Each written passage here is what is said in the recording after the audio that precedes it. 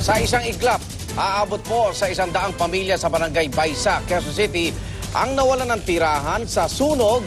Magpapasko pa naman. Napabaya ang kandila ang isa sa mga tinitignang mitsa na apoy na tumupok sa 50 bahay. Live mula sa Baysa, Quezon City, saksi si Haji Rieta. Haji?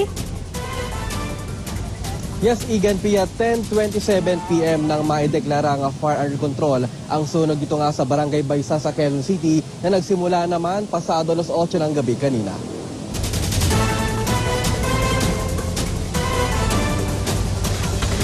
Sa gitna ng paglagablab ng sunog, nagbutukan ng mga kable ng kuryente rito sa Homer Street ng Barangay Baysa, Quezon City. Kwento ng ilang residente, may narinig daw silang pagsabog bago sumiklab ang sunog.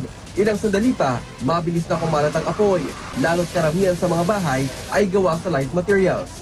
Gaya nga na nakita nyo, ito nga sunog na nagaganap ngayon dito sa ating likuran ay nasa gitna ito ng residential area dito nga sa Barangay Baysa. At nahirapan yung mga bumbero na pasukin yung lugar dahil napakataas ng mga bakod.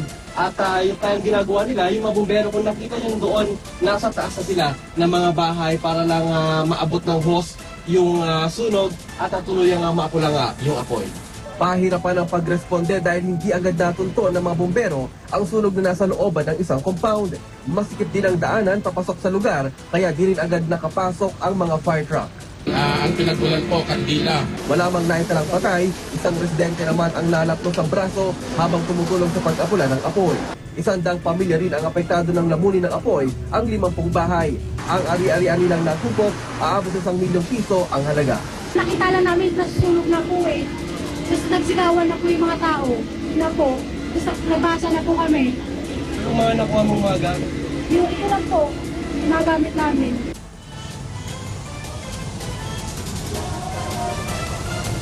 Igan Pia, na nanatili pa rin fire under control ang sunog dito sa Barangay Baysa, which is umabot ng task force sa Bravo. Ibig sabihin ay kinakailangan na ng mas marami pang mga fire units at pamatay sunog nga para mapula ang sunog dito. Samantala yung mga residente naman na nasunugan ay pansamantala munang mananatili sa Barangay Hall ng Baysa.